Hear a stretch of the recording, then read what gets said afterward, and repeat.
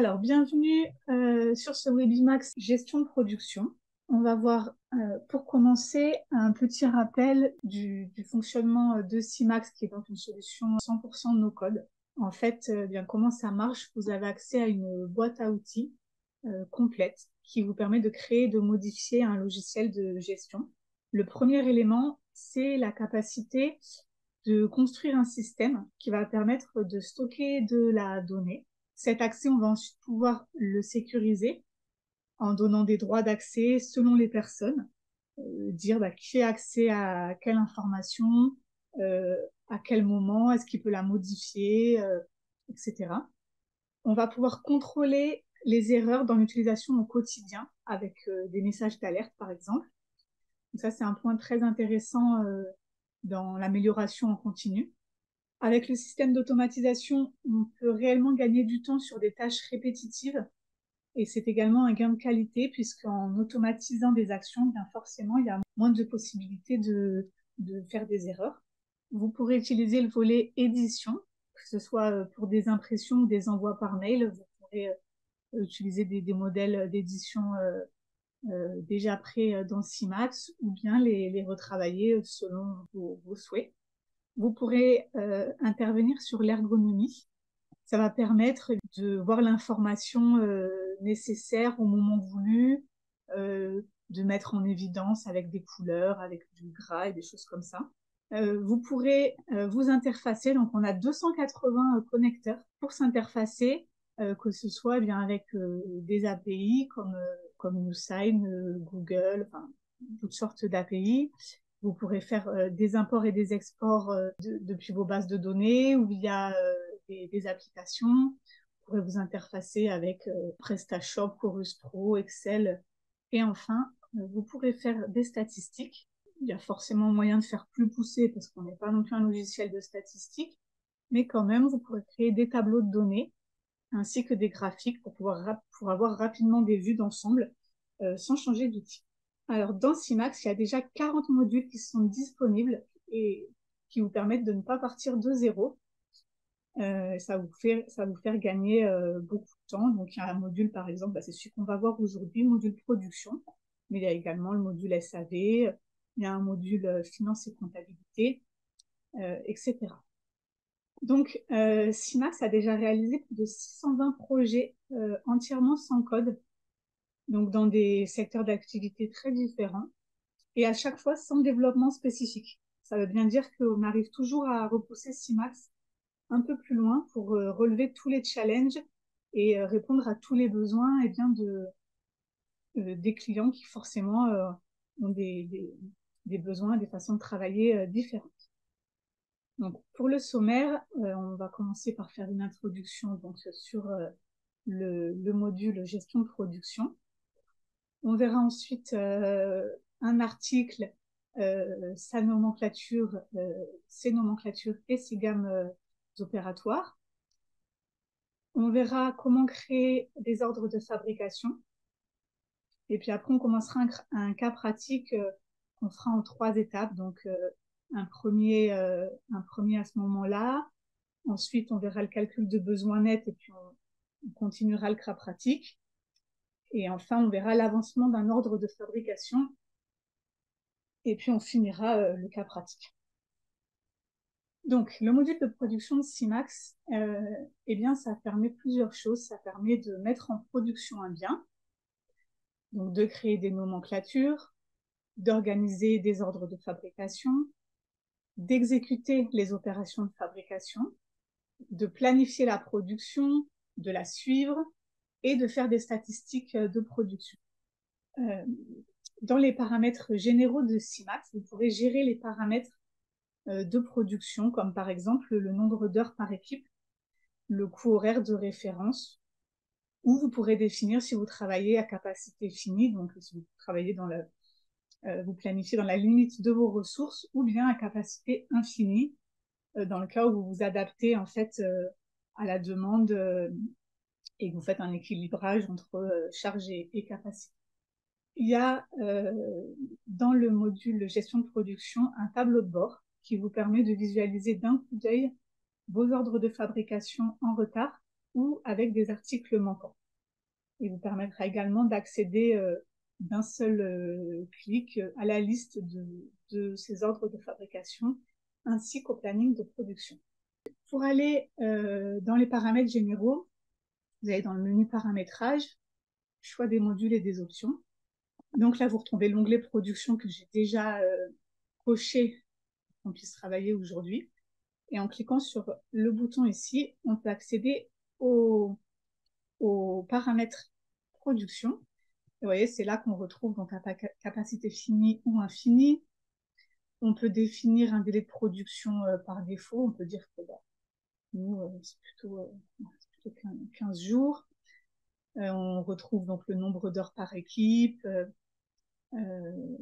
etc. Vous définissez un petit peu les généralités sur vos méthodes de travail. Donc, on enregistre. Et donc, dans le menu production, en première ligne, on retrouve le tableau de bord. Vous voyez qu'il nous donne une vue d'ensemble donc sur les OF en retard, donc on n'en a pas. Par contre, on a des OF avec des manquants. Donc, on sait qu'il faudra s'occuper de récupérer ces articles qui nous manquent pour pouvoir produire nos articles. Et ici, les deux liens vers les ordres de fabrication et vers le planning de production. On peut cliquer sur les ordres de fabrication. Tout de suite, on retrouve la liste. Donc là, on a un OF sur une lampe rétro. Donc, article, nomenclature et gamme de production. Alors, dans les cas où un article est de type produit fabriqué, l'onglet production sera visible. De toute façon, c'est un champ qui est obligatoire, le type de l'article, donc il faudra le remplir et il faudra bien le remplir. Sinon, vous n'aurez pas accès à l'onglet production et vous ne pourrez pas remplir toutes les informations. C'est là que vous pourrez créer les nomenclatures de chaque article ainsi que les gammes opératoires. Alors, à noter, vous pouvez, si vous avez déjà, par exemple, sur Excel, des nomenclatures ou des gammes opératoires, vous pouvez les importer dans Simax.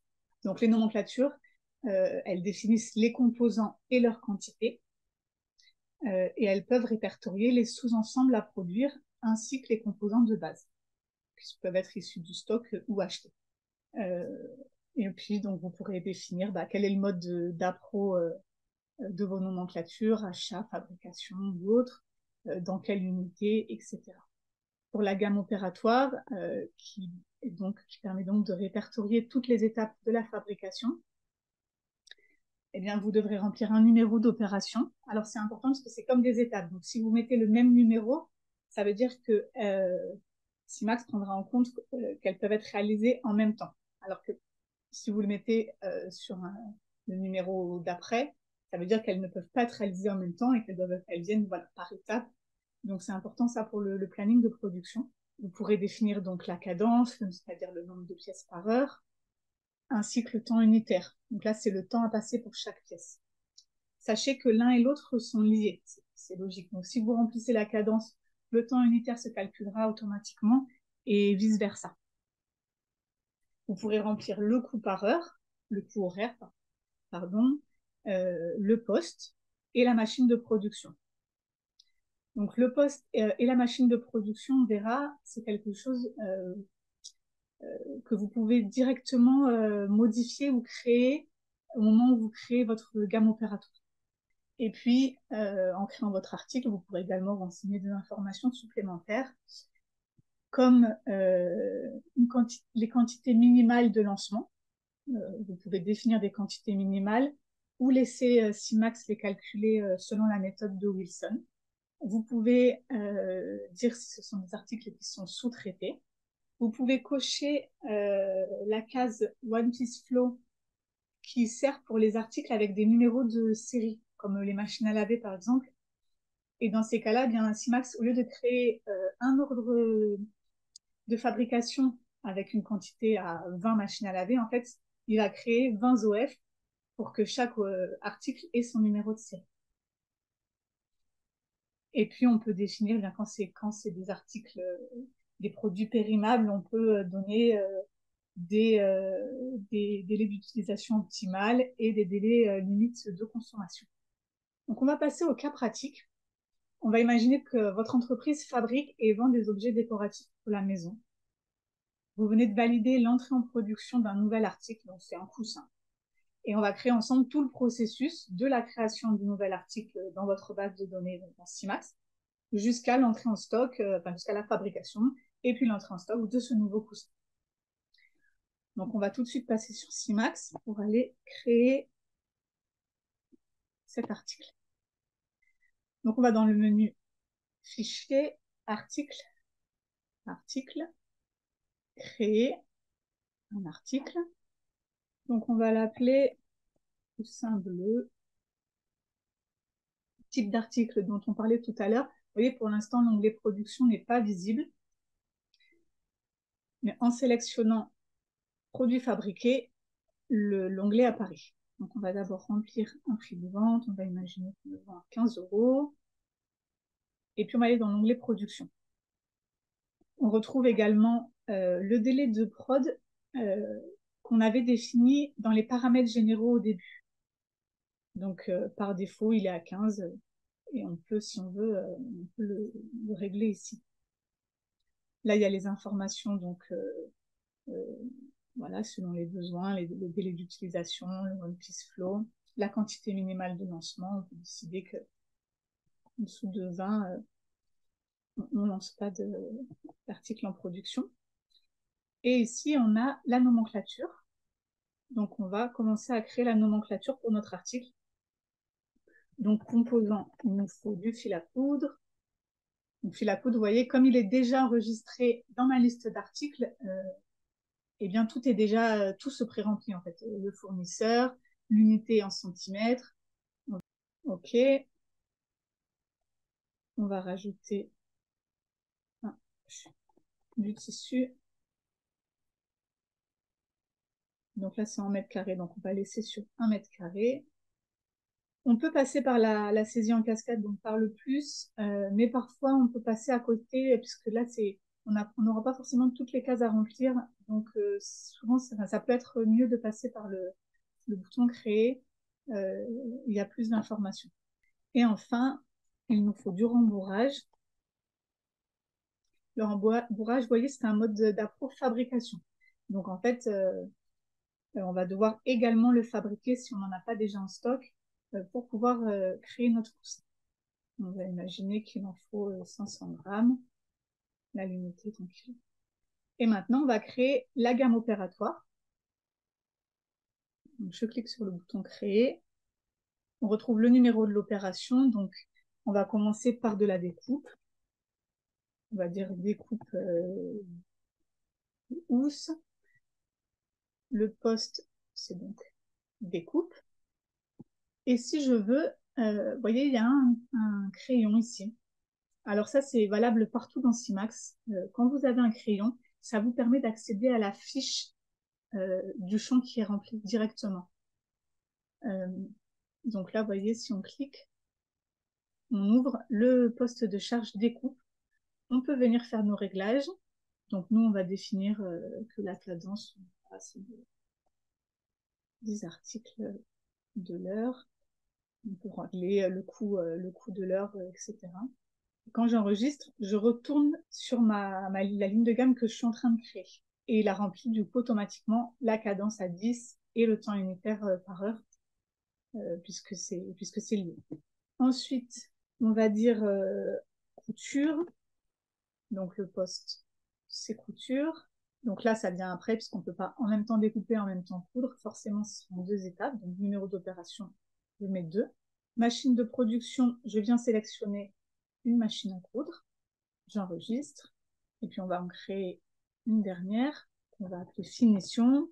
Donc le poste, c'est toujours de la couture, mais là, c'est pas la machine à coudre dont on a besoin d'une surjeteuse. On vient juste de l'acheter, on ne l'a pas encore rentré dans la liste de nos machines de production, mais c'est pas grave. On peut écrire ici surjeteuse et Simax nous propose tout de suite de créer la fiche de la surjeteuse. Donc je clique pour valider. On peut définir la cadence. Là, je mets 15. Si on veut, on peut rentrer les informations comme ça. On peut mettre plus tard la date de la dernière révision, la valeur d'achat, etc. on enregistre. Voilà, la surjeteuse a bien été créée, tout est bien rempli. On peut mettre un temps de préparation si jamais c'est voilà, c'est un poste, une opération qui demande de la préparation. Donc là, mon article est créé, on a rempli les informations essentielles, le nom, le type d'article, le prix de vente, on a défini sa nomenclature et sa gamme opératoire. Donc là, je vous ai remis un petit peu, si vous avez besoin, les captures d'écran de ce qu'on vient de faire. On va voir maintenant comment créer les ordres de fabrication. Simax vous propose plusieurs solutions. Dans l'onglet production de l'article, vous pouvez sélectionner une méthode parmi 3 modes. Ça peut être à la commande, dès qu'un client passe commande. Ça peut être des propositions d'appro. À ce moment-là, le calcul de besoins nets va créer des propositions d'appro en regroupant les besoins. Ou bien manuel, on le crée manuellement. Le suivi des ordres de fabrication. Donc la liste des ordres de fabrication, elle est consultable depuis le menu production, ordre de fabrication. Vous verrez que quand on crée un OF, on peut avoir un sous-OF. Pour une commande d'un seul article, Simax peut créer plusieurs OF pour les articles semi-finis. Ça va être le cas pour nous, puisqu'on a, dans notre article cousin, on a besoin de rembourrage, et que tout à l'heure, on a vu que le rembourrage, c'était un article en production. Donc on aura un sous-OF pour le rembourrage. Dans l'onglet nomenclature, si un article n'est pas coché approvisionné, eh bien, il faut lancer un calcul de réappro. Dans l'onglet documents liés, vous pourrez retrouver l'affaire, le devis, la commande, enfin voilà, tous les documents liés à votre ordre de fabrication. Et puis dans le planning des machines, eh bien, automatiquement, vous retrouverez les opérations de fabrication. Ça, vous pouvez le consulter depuis le menu production, planning de production. Le calcul de besoins nets, il se lance depuis le menu achat, suggestion d'appro, calcul de réappro. Et en fait, il renvoie des suggestions d'approvisionnement à valider. Il fait un calcul de façon suivante. Donc, c'est quantité en stock, moins la quantité réservée et moins la quantité en rupture, ça donne la quantité disponible. Et la quantité disponible plus les réappros en cours, eh bien, ça donne la quantité à terme. Donc, automatiquement, il va vous faire des suggestions d'approvisionnement. Donc, on va voir tout ça dans Simax. On va donc mettre notre article coussin. On va décider qu'il se crée à la commande. On va ensuite créer une commande. On verra que l'ordre de fabrication va automatiquement être créé. Et s'il y a des articles non approvisionnés, eh bien, on lancera un calcul de réapport. Donc, c'est ici création des OF. C'est ici qu'on définit comment on crée nos OF. Donc, on a sélectionné nous à la commande. On aurait pu mettre proposition d'appro ou manuel. On enregistre. On va aller dans le menu vente, créer commande. Et donc, je vais créer la commande pour notre coussin. On va dire qu'on en veut une trentaine. Le client passe commande d'une trentaine de coussins. Et on valide, on enregistre la commande. Donc, je vais dans le menu production, ordre de fabrication, et on retrouve notre OF sur le coussin bleu et notre sous-OF pour le rembourrage. On peut tout de suite aller voir le planning de production. Dans le menu production, planning de production, on retrouve ici l'opération donc sur la surjeteuse. Et ici, on retrouve les opérations de découpe, de couture. Donc, nos ordres de fabrication, alors vous voyez qu'il y a une petite nomenclature là avec le point 03. Donc, en fait, c'est un moyen pour Simax de nous permettre de nous y retrouver. En fait, le point 03, ça correspond, quand je rentre dans l'ordre de fabrication du coussin, 3, ça correspond ici. Le rembourrage, en fait, c'est le 3e article de la nomenclature. Voilà. Parce qu'on peut avoir plusieurs sous-OF pour un OF, et comme ça permet de s'y retrouver. Donc, dans notre OF, on retrouve la nomenclature. On voit qu'on a le fil à coudre qui est approvisionné. Par contre, le tissu ne l'est pas et le rembourrage ne l'est pas non plus. Pourquoi le rembourrage est en gras? Eh bien, c'est parce que c'est à fabriquer. C'est pareil, c'est un petit truc visuel pour s'y retrouver. On retrouve à côté la liste de nos opérations avec la découpe, la couture et les finitions, les durées estimées. Temps pointé, pour l'instant, on est à 0. Dans l'onglet planning, Vous pouvez définir le début au plus tôt et une fin au plus tard. Tout le reste se calcule automatiquement. Autre OF, eh bien, on a l'OF rembourrage, l'OF associé. Documents liés, alors là, j'ai pas créé de devis, mais on pourrait retrouver le devis. On a ici la commande, par contre, qu'on a créée. Et on retrouve le stylo aussi dont je vous parlais. Si on clique sur le stylo, on va tout de suite pouvoir consulter la commande qu'on a créée auparavant. Sur annuler pour la fermer, je retourne sur mon détail. Bon, bah, vous pouvez choisir une couleur pour le planning et puis savoir quand l'OF a été créé. Donc, on a dit que quand nos articles sont non approvisionnés, eh bien, il faut lancer un calcul de réappro. Pour cela, on va dans le menu Achat, Suggestion d'appro, Calcul de réappro. Il y a juste à lancer le calcul. Donc, un calcul de réappro, ça se fait par un établissement. Donc, il nous propose 3 éléments, donc écrou et bois, on va le laisser, c'est pas pour notre commande du jour. Par contre, le tissu, c'est bien pour notre commande. Donc, on va cliquer sur validation d'appro en bas, on sélectionne notre ligne, validation d'appro. S'il y avait plusieurs lignes, on pouvait les sélectionner et il les aurait toutes validées. Donc, dans les commandes fournisseurs, on retrouve, j'ai filtré là sur la date du jour, on retrouve la commande qu'on vient de passer aujourd'hui avec les tissus. Tout est rempli automatiquement avec la quantité calculée selon le calcul de réappro, selon le prix d'achat renseigné pour le fournisseur, etc. On va tout de suite cliquer sur réceptionner en imaginant que notre commande est déjà arrivée. Donc, je précise toujours qui réceptionne la commande. Pour le suivi, c'est important. On compare les articles réceptionnés et les articles à réceptionner, 27 et 27. Donc, je peux valider mon bon de réception sur l'ordre de fabrication. Donc, le tissu est bien approvisionné, le rembourrage, bon, toujours pas, parce qu'il va falloir qu'on le fabrique. Mais on peut quand même voir ici qu'il est en état 40 approvisionné. Si on rentre dans le sous-OF, on voit bien qu'il a besoin de coton et de fil à coudre et que les deux sont en stock. Donc, c'est bon. L'avancement d'un ordre de fabrication. Alors, il y a 3 étapes. La première, c'est la sortie des composants. Elle peut se faire directement depuis le bouton sortie des composants qui est présent en bas de l'ordre de fabrication. À ce moment-là, il y a un bon de préparation qui se crée automatiquement et la validation de ce bon changera le statut de l'ordre de fabrication à l'état 50 stock fourni. Une fois le stock fourni, on peut passer à la production et il faudra faire une saisie de temps. Pour ça, il y a 2 solutions. On peut faire une saisie très précise avec les sous-menus début d'opération puis fin d'opération. Par contre, ça demande forcément d'être précis. Il faut vraiment, dès qu'on fait une pause, etc., de bien mettre des fins d'opération puis de reprendre. Ou bien on peut faire directement une déclaration de production qui se fait à ce moment-là par opération de production. Donc, voilà, c'est moins précis, mais c'est plus rapide, disons.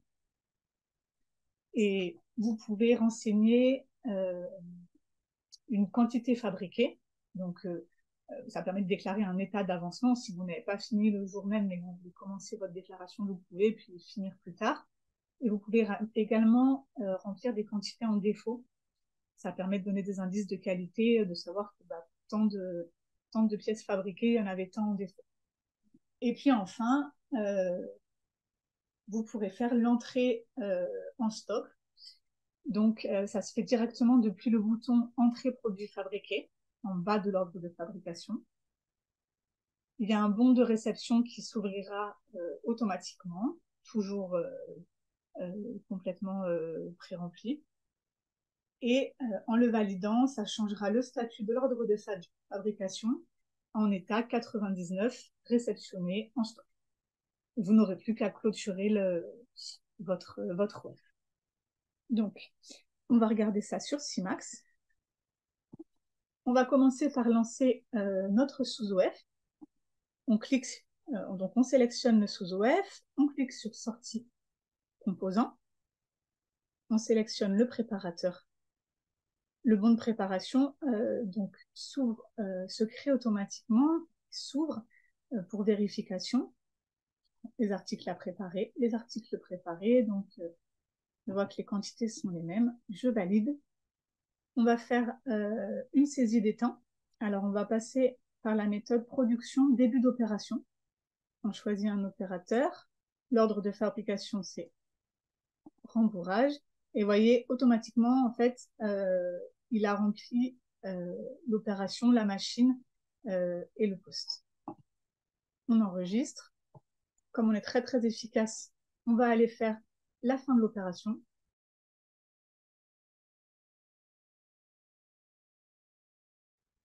Donc, quand j'ai rempli quand j'ai sélectionné l'opération, vous voyez, il a retrouvé la date de début qu'on avait créée avec l'heure de début à 15h35. Donc, on va faire une seule opération à 15h36. On est très, très efficace. On voit, on peut remplir la quantité fabriquée. Donc, on voit qu'il y en avait 15. Ça tombe bien, on a réussi à faire nos 15 dans la journée. Donc, on enregistre. On a bien créé la saisie temps. Un message d'avertissement qui nous indique que l'opérateur de début n'est pas le même que l'opérateur de fin. Alors, effectivement, c'est pour ça qu'il n'a pas tout de suite rempli l'OF et l'opération. C'est parce que je n'ai pas remis le même opérateur. Honnêtement, je n'ai pas fait attention quand j'ai créé le début de l'opération. Je n'ai pas retenu le nom de l'opérateur que j'avais sélectionné. Sinon, il aurait tout rempli automatiquement. Mais bon, dans notre cas, c'est pas très important. On valide l'enregistrement, oui, puisque tout est bien rempli maintenant. Et comme j'ai créé la saisie de temps et que j'ai dit qu'on avait bien créé les 15 rembourrages dont on avait besoin, et bien Simax me crée automatiquement un bon de réception. Je n'ai plus qu'à valider la réception. Et sur mon OF, je vois que il passe en état réceptionné en stock. Et juste au-dessus, alors on l'a vu en direct, je ne sais pas si vous avez le temps de le voir, l'OF pour le coussin est passé en approvisionné puisque ce qui manquait, le seul article qui lui manquait en stock, c'était le rembourrage. Et donc là, c'est bon. Donc on va pouvoir passer à la fabrication de notre coussin. Même chose, on clique sur sortie des composants en sélectionnant notre OF, le préparateur aloe vera. Donc, elle a préparé tous les articles. On valide le bon de préparation. Cette fois-ci, pour faire notre déclaration des temps, on va passer par une déclaration de production. On retrouve donc les 3 opérations de fabrication qu'on a créées au début avec notre article coussin, donc découpe, housse, couture et finition. Donc, reste à fabriquer 30. On va dire qu'on a fabriqué nos 30. Vous voyez ici, quantité en défaut, on pourrait dire que 2 sur lesquels il y a eu des problèmes. Donc en fait, en tout, on en a fabriqué 32. Intéressant de le savoir pour les statistiques. On enregistre. Donc tout de suite, il coche que l'opération est terminée. On va faire la même chose pour toutes les opérations.